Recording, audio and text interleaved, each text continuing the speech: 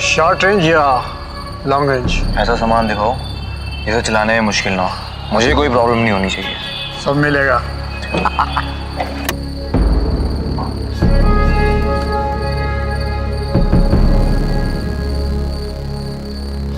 तेरे लिए ये परफेक्ट है।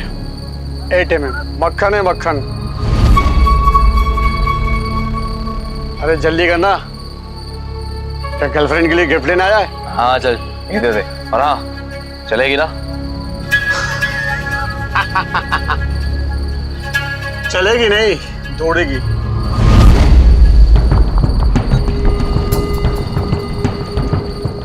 चलो आपके पैसे।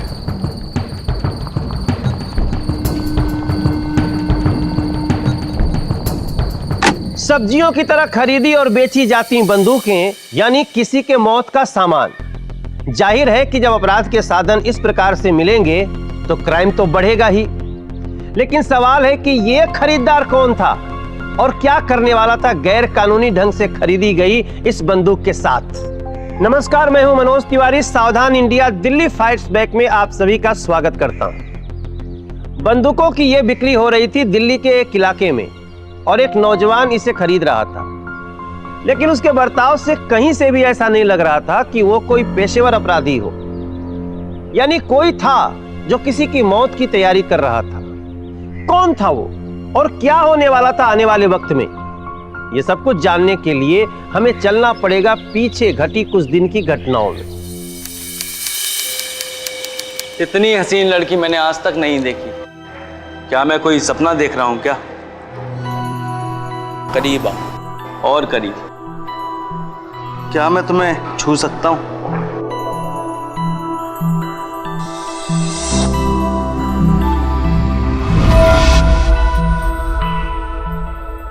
कहीं मेरी आंखें मुझे धोखा तो नहीं दे रही? अबे ओ भैया, तेरी हिम्मत कैसी है उसे छूने की?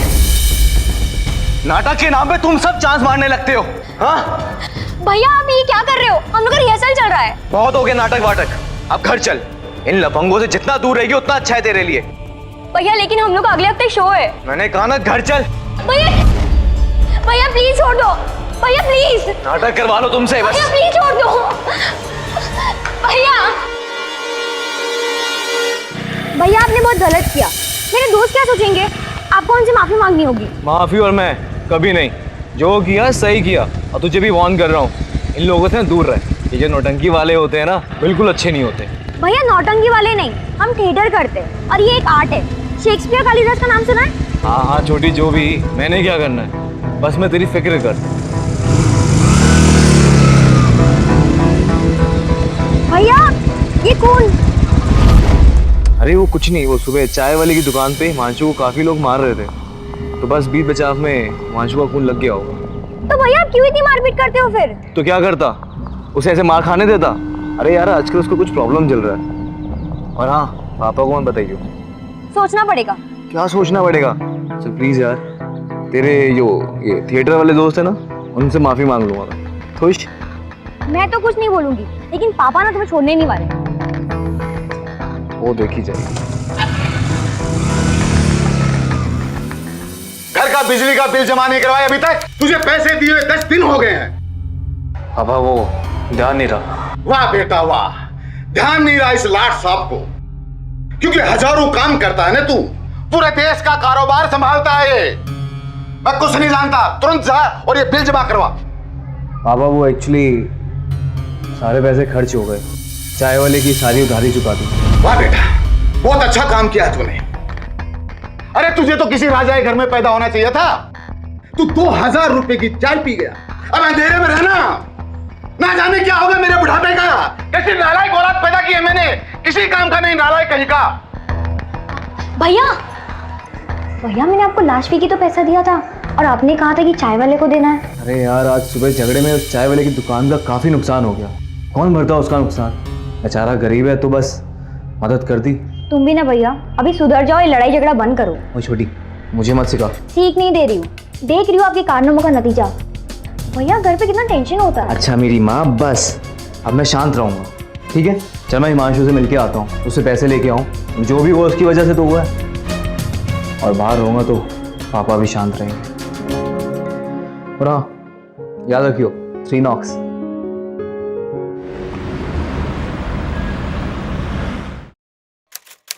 दीपक, तुम भैया को जानते नहीं।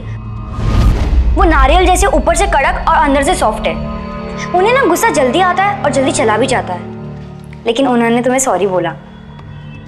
अगर तुम उनसे एक बार मिल लोगे ना तो उनका सारा टेंशन खत्म हो जाएगा। वो जब तक किसी को जानते नहीं ना तो उन्हें शकी। दीपक, मैं तुम्हें बाद में फोन करती हूँ, भैया आ गए। बाय।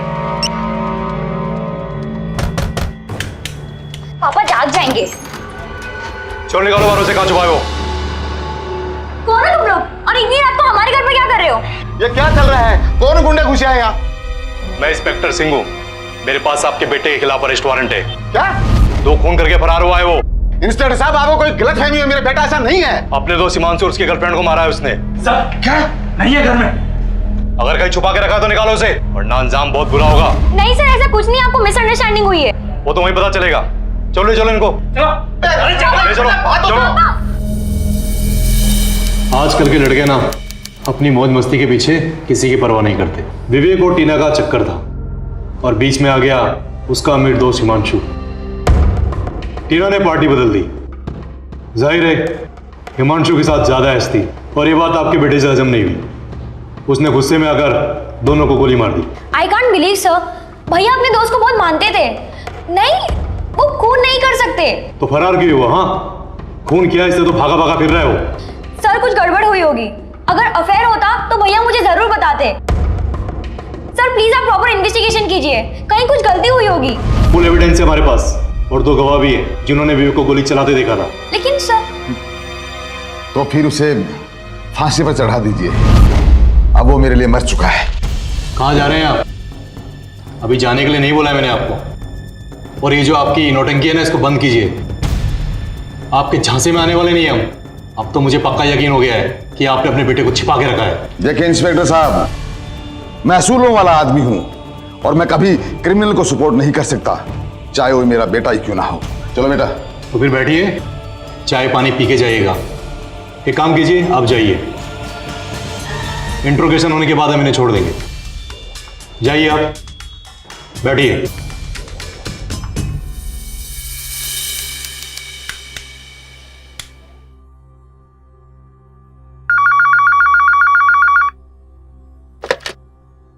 हेलो छोटी, भैया, भैया आप कहाँ पर हो? और ये पुलिस क्या कह रही है? आपने हिमांशु और टीना का? छोटी नहीं, मैंने कुछ नहीं करा है। मैं निर्दोष हूँ और मैंने किसी का खून नहीं करा है। तुझे भरोसा है ना अपने भाई पे? छोटी चल, मैं ना फोन रखता हूँ, मैं तुझसे बाद में बात करता हूँ। भैया, भैया एक मिनट सुनो तो सही। भैया,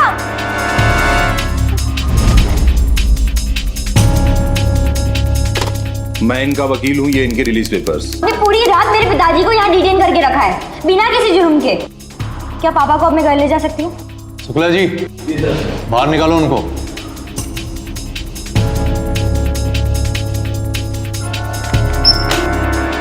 चलो साहब बुलाए।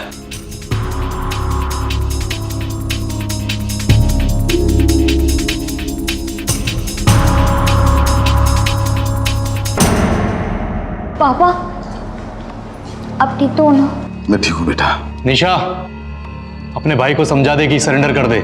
इसी में उसकी भलाई है। अब तक भागेगा वो, एक ना एक दिन हम उसे पकड़ ही लेंगे। सरेंडर नहीं करेगा ना तो इन्हें फिर से डिटेन करना पड़ेगा। आप ऐसा नहीं कर सकते। क्यों नहीं कर सकते? इन्वेस्टिगेशन के लिए हम किसी को भी डिटेन कर सकते हैं अगर उसके पास इंफॉर्मेशन है तो। और ये मामला चोरी चकारी का नहीं है, 2 खून करके फरार हुआ है वो।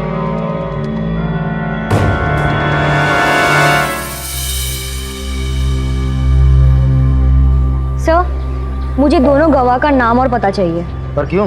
क्योंकि मैं खुद उनसे बात करूंगी। मुझे विश्वास ही नहीं हो रहा है, भैया मर्डर नहीं कर सकते। कोई जरूरत नहीं है, सीधे घर चलो। मेरी जिंदगी में पहली बार मुझे पुलिस स्टेशन में आना पड़ा है।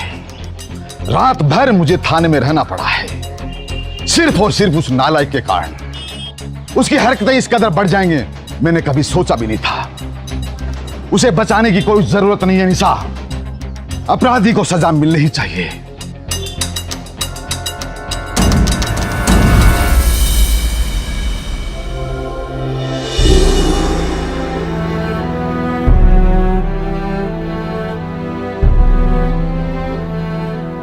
पापा आप आराम कीजिए, मैं थोड़ी देर में आती हूँ। निशा, कहाँ जा रही हो तुम? वो मेरे एक दोस्त का कॉल आया था, कुछ अर्जेंट काम है, मैं जल्दी आ जाऊंगी। ठीक है, मैं भी निकलता हूँ।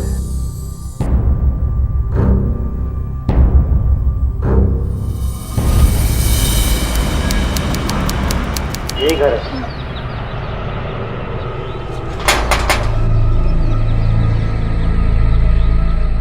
नमस्ते, क्या आप नीलेश हैं? हाँ, लेकिन तुम मैं विवेक गुप्ता की बहन। तुम मुझे धमकी देने आई हो या खरीदने आई हो? तुम्हारी दाल यहाँ निकलने वाली। जाओ यहाँ से। मुझे उस हत्यारे के खिलाफ अपना स्टेटमेंट हरगिज नहीं बदलना है। जाओ यहाँ से। प्लीज, आप मुझे गलत समझ रहे हैं। मैं ना ही किसी को डराने और ना ही किसी को खरीदने आई हूँ, मैं सिर्फ सच्चाई जानने आई हूँ। मेरा पूरा परिवार टेंशन में। मैं आपसे रिक्वेस्ट करती हूँ, आपने उस दिन जो भी देखा प्लीज बता दीजिए। अरे Please. मैंने पुलिस को ऑलरेडी सब कुछ बता दिया है, फिर भी उस दिन पार्क वाले रास्ते से शॉर्टकट लिया। मुझे गन की आवाज सुनाई दी, भागकर उधर गया। छोड़ दे विवेक। हिमांशु नहीं, विवेक छोड़ दे, मत कर, रहने दे। छोड़ दे विवेक। हिमांशु रहने दे, छोड़ दे। जैसे ही वहां पहुंचा, उसने दूसरी गोली चलाई और दूसरा आदमी वहीं गिर गया जमीन पे। मैं बहुत डर गया।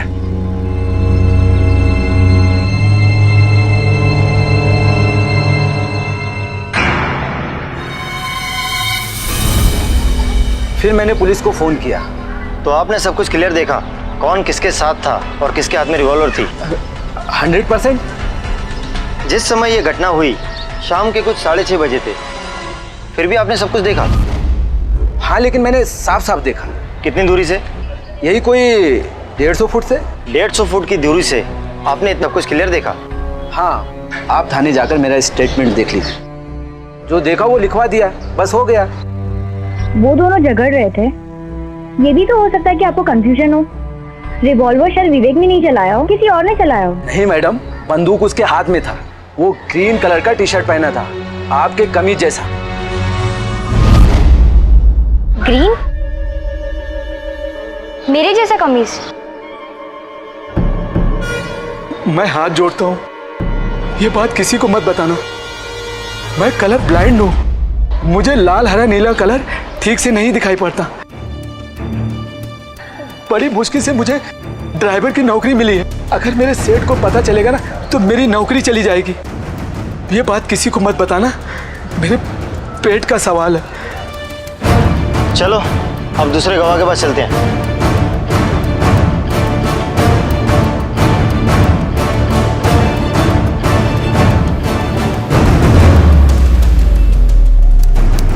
अपनी असली आइडेंटिटी मत बताना, वरना कुछ नहीं बताएगी। जाओ। हेलो आंटी, कैसे हो आप? आंटी, लगता है आपने मुझे पहचाना नहीं। मैं ना स्टडी के लिए बाहर गई थी, याद आया आपको? ओ, माथुर साहब की बेटी। हाँ, पहचान लिया। और आंटी, आप अकेले एक्सरसाइज कर रही हो? आंटी, मैंने सुना था कि कुछ दिन पहले यहाँ पे मर्डर हुआ था। हाँ, तो लेकिन मुझे क्या? आंटी, आपने देखा था वो? हाँ जी, वो सब कुछ मेरी आंखों के सामने ही हुआ था। अच्छा, क्या कह रहे हो आंटी, सच्ची में? अरे तो क्या मैं झूठ बोल रही हूँ? उस दिन ना मैं इवनिंग वॉक के लिए आई थी यहाँ। रोज तो जी ना मैं 10 से 11 चक्कर लगा लेती थी, पर उस दिन ना 7 चक्कर में ही थक गई। तो जी मुझे ना कुछ शोरगुल सुनाई दिया। You know what? मैं कभी मिलना भी मत। हीना,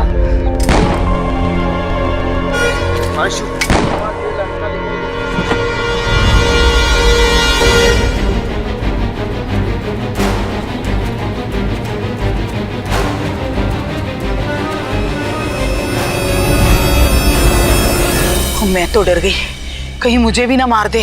आपने गोली चलाने वाले का चेहरा देखा था? हाँ जी, उस शैतान का चेहरा तो मैं कभी नहीं भूलने वाली। वो पुलिस ने उसका नाम ना वो विवेक बताया था। ओके बाय बेटा।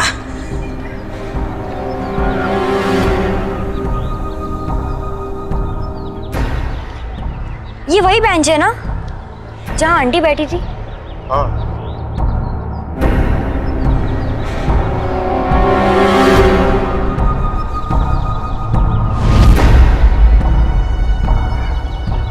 मुझे क्राइम सीन का फोटो बताइए ना। लेकिन क्यों?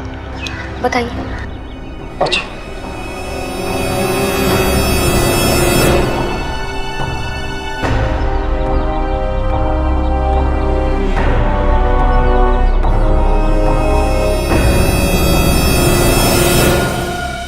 दिखाई नहीं दे रहा है, थोड़ा और। अभी दिखाई दे रहा हूँ सर। और थोड़ा। अभी सर। दिखाई नहीं दे रहा है, थोड़ा और। अभी ठीक है सर। हाँ परफेक्ट, अब दिखाई दिया। और सर फोटोग्राफ के हिसाब से तो गोली इधर से मारी गई थी और बॉडीज भी यहीं पर मिली थी सर।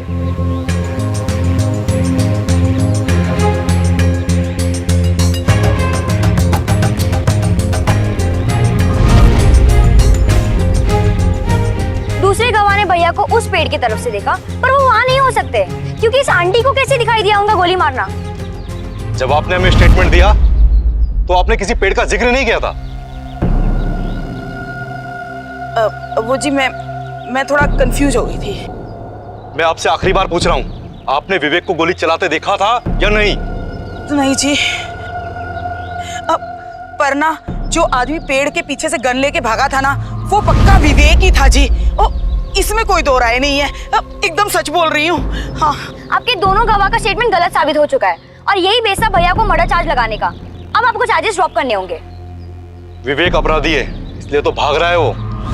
गवाह कंफ्यूज हो सकते हैं पर मैं नहीं। मैं उसे पकड़कर सख्त से सख्त सजा दिलवाऊंगा।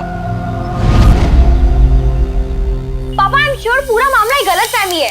भैया पर झूठा आरोप है और वो दोनों गवाह भी झूठे साबित हुए। अगर किसी ने नहीं देखा तो इससे यह साबित नहीं होता कि विवेक ने किसी का खून नहीं किया। पापा वो हेलो हेलो छोटी, पापा कैसे हैं? ठीक है। अच्छा छोटी, मेरा विश्वास कर, मैंने कुछ नहीं किया है, सब हिमांशु ने किया है। हिमेश? हिमेश नहीं, हिमांशु। पहले उसने टीना को गोली मारी और फिर अपने आप को। अच्छा छोटी, मैं तुझे ना बाद में बात करता हूँ, ठीक है? बाय। किसका फोन था? वो मेरे कॉलेज का क्लासमेट का था। अब तूने भी झूठ बोलना शुरू कर दिया? नहीं पापा। इस घटना के चश्मदीद गवाह मौजूद थे और उनके बयान विवेक के खिलाफ थे। उनका कहना था कि उन्होंने विवेक को हिमांशु और टीना को गोली मारते देखा था। ये मर्डर बिना लाइसेंस की गन से हुए थे, इसलिए अपराध अचानक नहीं बल्कि योजना के साथ किया गया लग रहा था। लेकिन विवेक खुद को निर्दोष बता रहा था। अगर वो निर्दोष था तो फरार क्यों हुआ था? फरार होने के कारण उसके परिवार को काफी जिल्लत उठानी पड़ रही थी और पुलिस स्टेशन के चक्कर भी लगाने पड़ रहे थे। हर बात विवेक के खिलाफ जा रही थी, लेकिन फिर भी निशा को अपने भाई के ऊपर पूरा भरोसा था।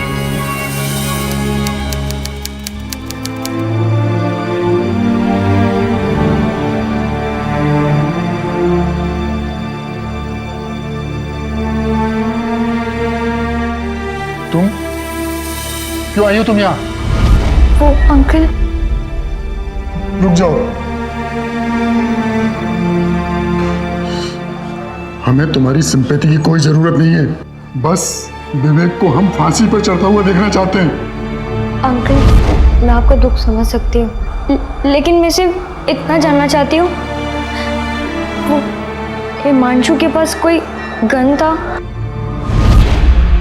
शायद डिप्रेशन में आके उसने टीना और खुद को। इससे पहले कि मेरा गुस्सा और उबले, निकल जाओ यहाँ से। बेटा खोया है मैंने अपना, कुछ भी कर सकता हूँ, निकलो यहाँ से।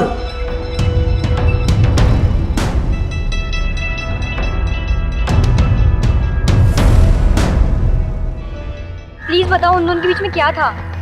यार उन लोगों के बीच में प्रॉब्लम तो थी, पर इतना भी नहीं कि कोई इस हद तक जाए। उन सब लोगों में गरम दिमाग वाला तो विवेक ही था। प्लीज बताओ उन दोनों के बीच में क्या था? देखिए, जैसे आप पूछ रही है वैसे दोनों के बीच में मुझे कोई प्रॉब्लम तो नज़र नहीं आई, पर हाँ, हिमांशु टीना से बहुत प्यार करता था।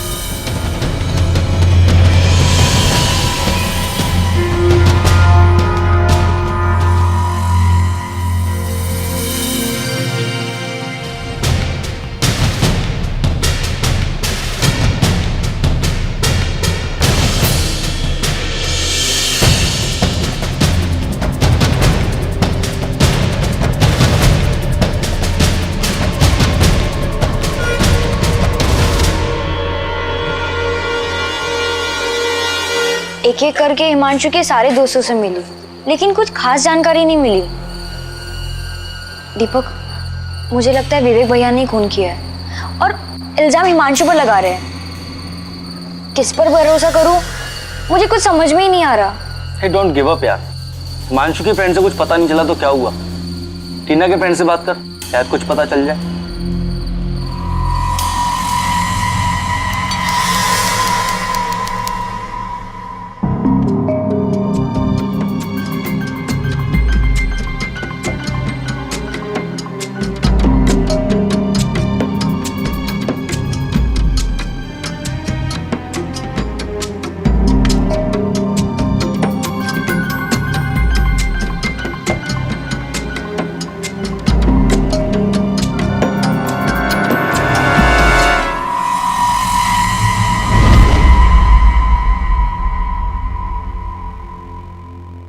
यस, आप ममता हैं, टीना की रूममेट? हाँ, क्यों? मैं निशा, टीना की फ्रेंड्स बुक फ्रेंड।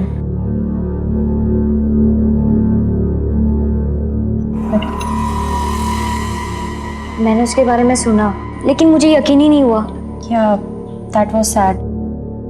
पर तुम यहाँ क्या कर रही हो? बस ऐसे ही जानना चाहती थी कि ये सब कैसे हो गया।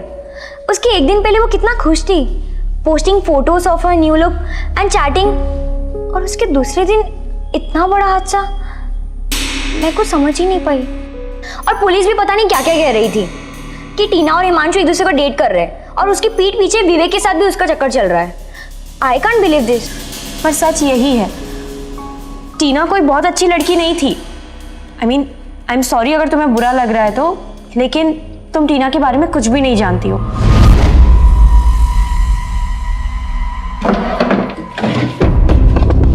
ये देखो, ये विवेक का गिफ्ट है टीना के लिए।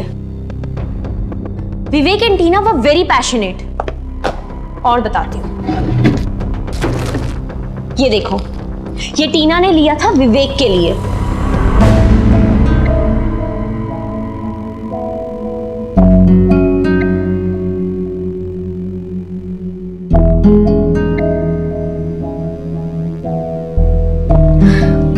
मैं टीना की काफी सालों से रूममेट हूं। मैं उसे बहुत अच्छे से जानती हूँ। उसके जैसी प्रैक्टिकल लड़की मैंने आज तक नहीं देखी। I mean, वो एक तरफ हिमांशु को डेट कर रही थी और दूसरी तरफ वो विवेक से भी चिपकी हुई थी। हिमांशु को वो सिर्फ इसलिए डेट कर रही थी क्योंकि उसके पास बहुत पैसा था। विवेक को भी वो गिफ्ट उसी के पैसों से देती थी। उसको प्यार व्यार से कोई मतलब नहीं था, उसे सिर्फ और सिर्फ अपनी ऐश करनी थी। और ऐश करनी थी तो उसकी कभी ना कभी पोल तो खुलनी ही थी। सो खुल गई।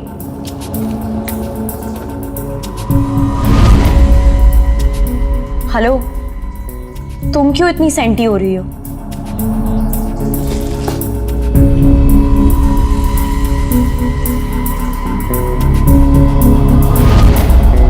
वो एक तरफ हिमांशु को डेट कर रही थी और दूसरी तरफ वो विवेक से भी चिपकी हुई थी। ये विवेक का गिफ्ट है टीना के लिए। Vivek and Tina were very passionate.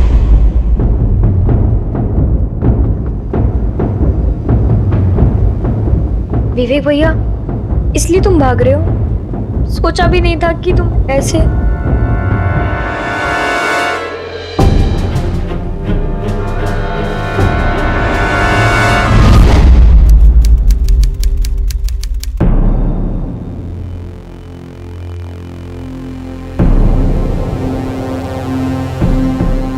अब किसे अरेस्ट करना है? मुझे? नहीं, ये कुछ बताने आए हैं। देखो, हमने उस डीलर को अरेस्ट कर लिया है जिसने उसे वो बंदूक बेची थी, और उसने हमें स्टेटमेंट दिया है कि विवेक ने उससे ही बंदूक खरीदी थी। देखो निशा, सारे सबूत तुम्हारे भाई के खिलाफ है। कातिल है वो, उसने 2 निर्दोष लोगों की जान ली है। मैं जानता हूं कि तू उसके टच में है। झूठ मत बोल, जो भी है सच बता दे। हाँ भैया, अब घर कब आओगे? अभी आना सेफ नहीं है छोटी, लेकिन मैं इनोसेंट हूँ। मैं साबित कैसे करूँ? पुलिस मुझे नहीं छोड़ेगी। भैया अगर आपने कुछ नहीं किया है तो अपना डर क्यों रहे हो? प्लीज वापस आ जाओ ना। We will fight for you. नहीं आ सकता हूँ मैं। बाय। भैया भैया आप हो कहाँ? मैं नहीं बता सकता। चल मैं बाद में फोन करता हूँ। बाय। और अपना ध्यान रखियो, ठीक है? बाय। भैया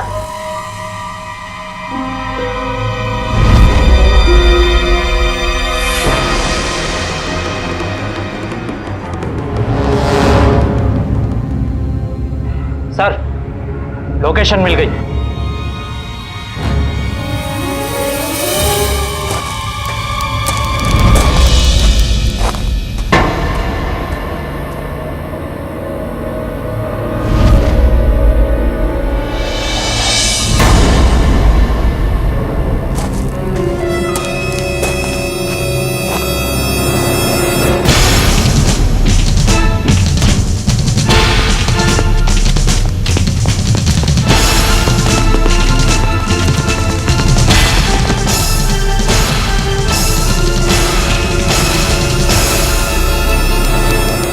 अगर तुझे फांसी की सजा नहीं हुई, सिर्फ कैद की सजा मिली, तो फिर यहां से छूटने के बाद मेरे घर आने की गलती मत करना।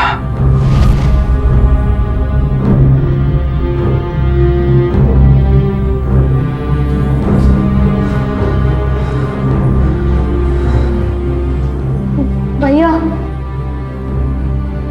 क्यों किया तूने ऐसा छोटी? भैया आपने मुझसे झूठ कहा। वो रिवॉल्वर आपका था। हाँ वो था मेरा रिवॉल्वर, लेकिन मैंने खून नहीं किया है। अरे इसलिए तो भाग रहा था, क्योंकि रिवॉल्वर मेरा है, पुलिस को लगेगा कि खून मैंने किया है। सिंपल सा केस है उनके लिए। लेकिन इतना सिंपल नहीं है, क्योंकि मैंने गन खरीदी थी अपनी प्रोटेक्शन के लिए। देखो ऐसा सामान दिखाओ जिसे चलाने में मुश्किल हो।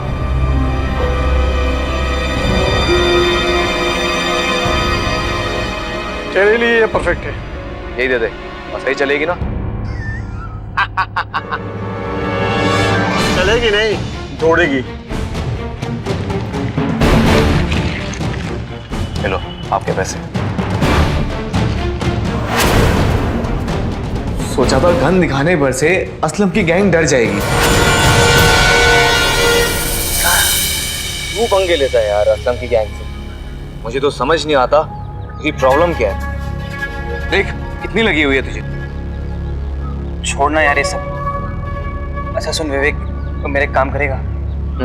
भाई मुझे घर तक छोड़ दे प्लीज। भाई यार सॉरी, और यार छोटी इंतजार कर रही होगी, उसको पिक करना है। चल कोई बात नहीं, ध्यान रखियो अपना। अच्छा सुन, हाँ तेरे पास एक गन है ना, वो गन मुझे दे दे। क्यों? भाई बात समझ, असलम के गुंडे मुझे रास्ते में कहीं भी मिल सकते हैं। गन रहेगी तो कोई मेरे पास आने की हिम्मत नहीं करेगा। तुझे बाद में देता हूँ ना मैं गन। यार इतना सोच क्या रहे, देना।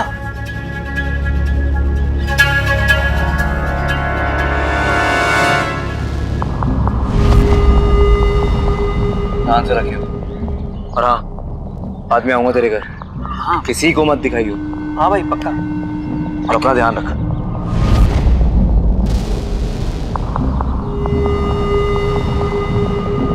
उसके बाद मैं गया हिमांशु के घर अपनी गन लेने के लिए, लेकिन जब घर पहुंचा तो मामला ही कुछ और था।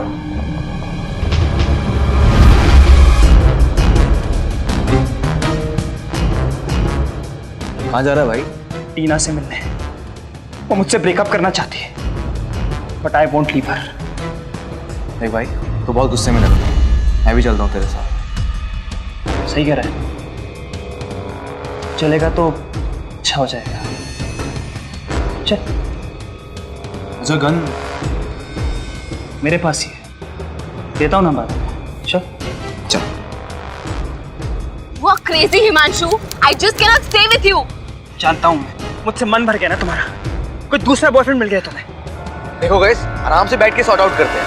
इससे मुझसे कोई बात नहीं करनी। ये कितना पॉसेसिव है, हर बात पे रोक टोक, restrictions. Mind you, I need my own space और मुझे जो करना है वो मैं करूंगी। जानता हूँ तुम्हारी स्पेस क्या है। नहीं, बॉयफ्रेंड के साथ घूमना तुम्हारी स्पेस है। अंशु, पागल समझते हो मुझे?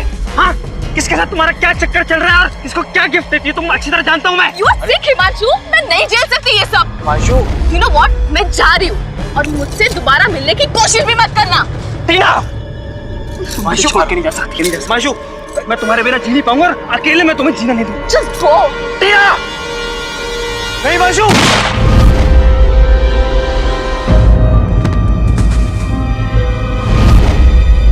ये तूने क्या कर दिया? मेरा दिमाग खराब हो गया है। नहीं हिमांशु, नहीं, अगर लेके छोड़ दे, लेके छोड़ दे मुझे। अरे बस मत कर, लेके छोड़ दे।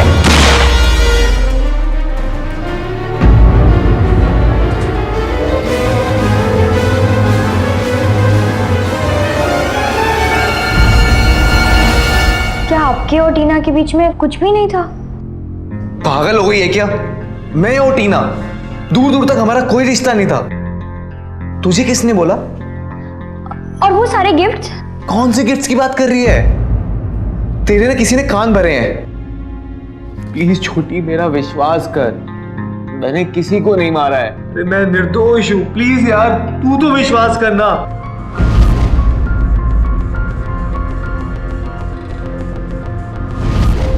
प्लीज छोटी, मेरा विश्वास कर, मैं निर्दोष हूँ।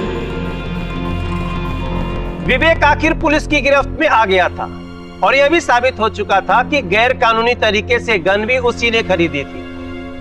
यह एक संगीन अपराध था और वो उसका मुजरिम था, लेकिन अभी भी वो खुद को हत्यारा मानने को तैयार नहीं था। इस वारदात के आई विटनेस भी मौजूद थे। अब क्या था जो विवेक को निर्दोष सिद्ध कर सकता था?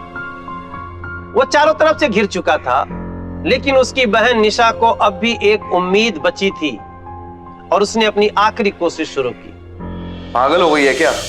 मैं और टीना दूर दूर तक हमारा कोई चक्कर नहीं था।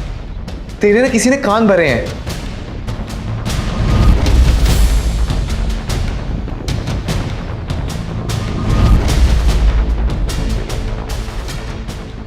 बताइए किस तरह का कस्टमाइजेशन चाहिए आपको?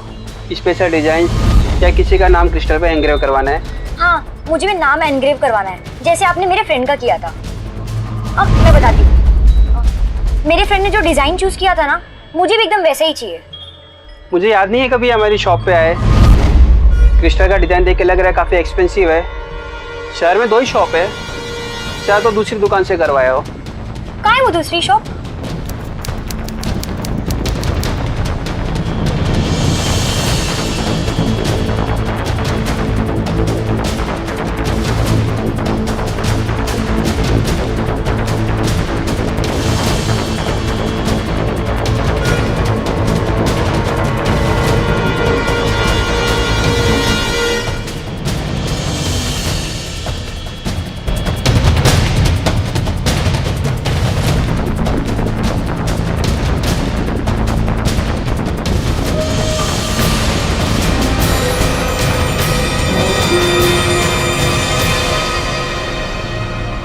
हेलो।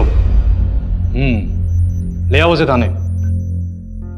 छोड़िए ना मुझे, क्या कर रही है समझ में नहीं आ रहा है क्या? छोड़ो। क्या कर रहे हैं आप लोग? मुझे यहाँ क्यों बुलाया है? Cool down madam, cool down. बैठिए। क्या लेंगी आप? चाय, कॉफी? No thanks. आप मुझे ये बताइए कि मुझे यहाँ क्यों बुलाया है? बस यही जानने के लिए कि आपने टीना और विवेक का वो कस्टमाइज क्रिस्टल क्यों बनवाया था। बताएंगे आप? मैंने मुझे नहीं पता आप कैसे गिफ्ट की बात कर रहे हैं। हिमांशु और टीना के बीच में गलत फहमी पैदा करने के लिए ना? जी बिल्कुल भी नहीं। आप ऐसे कुछ भी कैसे कह सकते हैं? जो आपके रूम में वो लड़की आई थी ना, वो विवेक की बहन थी जिसे आपने गिफ्ट दिखाया था। वो शॉप में गई और उसने तुम्हारा फोटो दिखाया। शॉप वाले ने तुम्हें पहचान लिया। बोलोगी आप बुलाए तुमसे हम? हाँ, मैंने किया था ये सब कुछ क्योंकि मैं उन दोनों का ब्रेकअप चाहती थी। आई ऑलवेज लव्ड हिमांशु, लेकिन वो उस टीना के पीछे पागल था। मुझे बिल्कुल भाव नहीं देता था। गलती भी तो मेरी थी ना, मैंने उन दोनों का इंट्रो करवाया था, पर वो टीना वो स्मार्ट निकली और उसने मेरा पत्ता कट कर दिया।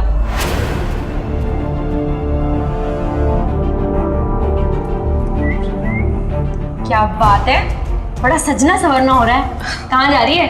किसी के साथ डेट पर तो नहीं? अरे यार ये हिमांशु, यू नो जब तक मैंने उसको हाँ नहीं बोला उसने मेरा पीछा ही नहीं छोड़ा। Anyway I got to go, bye. गलती मैंने की थी तो सुधारना भी मुझे ही पड़ेगा ना। मैंने एक प्लान बनाया। हिमांशु को मुझे पाना था और उसका बेस्ट फ्रेंड विवेक मेरे काम आ सकता था। ममता तुम झूठ बोल रही हो, बकवास कर रही हो तुम। अरे विवेक मेरा बेस्ट फ्रेंड है, वो मेरे साथ ऐसा नहीं कर सकता है। I knew it. मुझे पता था कि तुम मेरी बातों पर बिल्कुल भरोसा नहीं करोगे। मैं तुम्हें दोस्त मानती हूँ, इसलिए लगता है कि मेरा ये फर्ज बनता है कि मैं तुम्हें बताऊं कि तुम्हारी गर्लफ्रेंड और तुम्हारा बेस्ट फ्रेंड तुम्हारी पीठ पीछे क्या गुल खिलाते हैं। तुम्हें मेरी बात पर विश्वास नहीं हो रहा ना? ये देखो, ये गिफ्ट दिया है उसने उसको।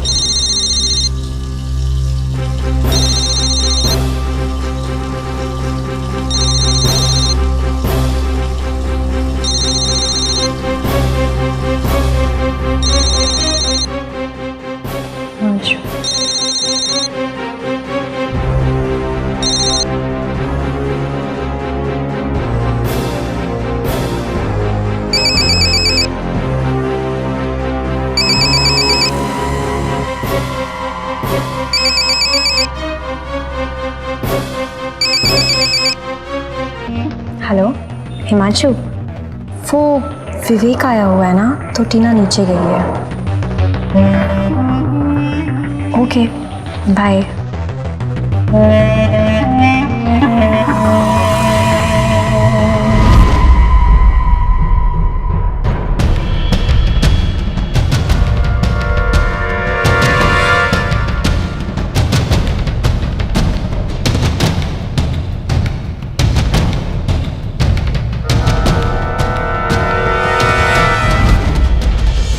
मैंने तो एक जैकेट भी खरीदा था टीना का प्रेजेंट विवेक के लिए, और ये मुझे बताना था हिमांशु को, लेकिन पहले ही पता नहीं ये हिमांशु को क्या हो गया, कोई इतना पजेसिव कैसे हो सकता है। उसने अभी पार्क में बुलाया है। You know what Mamata, I have had it enough. कोई कैसे झेल सकता है? I am gonna break up with him. ऐसे शक्की इंसान के साथ मैं नहीं रह सकती हूँ। मुझे लगा वो लोग झगड़ा करेंगे और फिर ब्रेकअप हो जाएगा, पर कुछ और भी हो सकता है, ये मैंने सोचा नहीं था। You are crazy, Himanshu. I just cannot stay with you. जानता हूँ, मन भर गया ना मुझसे, कोई दूसरा बॉयफ्रेंड मिल गया तुम्हें। ये कितना possessive है, हर बात पे रोक टोक, restrictions. Mind you, I need my own space. और मुझे जो करना है वो मैं करूंगी। जानता हूँ तुम्हारी स्पेस क्या है, किसके साथ तुम्हारा क्या चक्कर चल रहा है और किसको क्या गिफ्ट देती है तुम अच्छी तरह जानता हूँ मैं। You are sick, Himanshu. मैं नहीं झेल सकती ये सब। Himanshu, You know what? मैं जा रही हूँ और मुझसे दोबारा मिलने की कोशिश भी मत करना। टीना, हिमांशु को आके नहीं जाता। हिमांशु, मैं तुम्हारे बिना जी नहीं पाऊंगा, अकेले मैं तुम्हें जीना नहीं दूंगा। Just go. टीना, नहीं हिमांशु,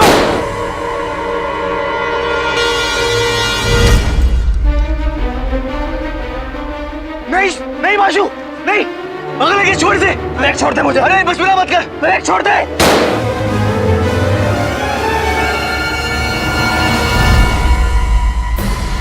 मुझे लगा था उनके बीच में झगड़ा होगा और फिर ब्रेकअप, लेकिन इतना बड़ा कुछ हो जाएगा ऐसा मैंने नहीं सोचा था। तुमने सब कुछ देखा फिर भी चुप रही। तुम्हारी वजह से एक बेगुनाह को सजा हो सकती थी। एक्चुअली मेरी हिम्मत ही नहीं हो पाई। मैंने झूठ बोला और उसने 2 लोगों की जान ले ली।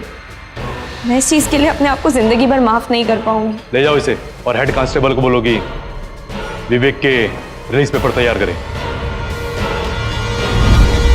पापा, मुझे माफ कर दो। मैंने बहुत गलतियां की है, मैंने आपका दिल दुखाया है, लेकिन मैं आपसे वादा करता हूं आगे ऐसा कभी नहीं होगा। मैंने अपना सबक सीख लिया है। I'm sorry, पापा। I'm sorry।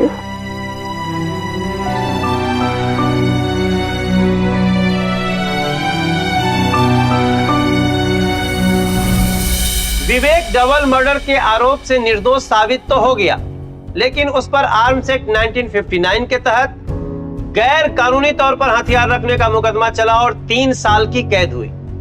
ममता को आईपीसी की धारा 187 के तहत जानकारी छुपाने के लिए 1 महीने की सजा हुई। हिमांशु ने छोटी सी बात पे गुस्से में आकर अपनी गर्लफ्रेंड को मार डाला और खुद को भी खत्म कर लिया। हिमांशु को पाने के लिए ममता ने इतनी घिनौनी साजिश रची। इन घटनाओं की मूल वजह क्या थी?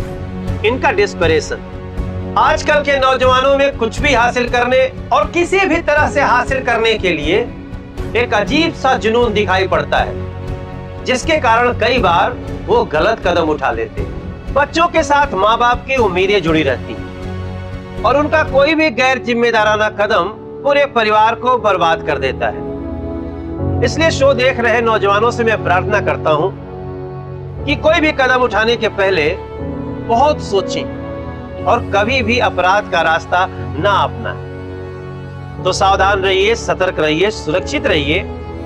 मैं मनोज तिवारी लूंगा अब आपसे विदा। फिर होगी आपसे मुलाकात दिल्ली में जुर्म से जंग की एक और सच्ची घटना के साथ। अब बोलती बंद होगी अपराध की, क्योंकि दिल्ली नहीं है किसी के बाप की। सावधान इंडिया, दिल्ली फाइट्स बैक।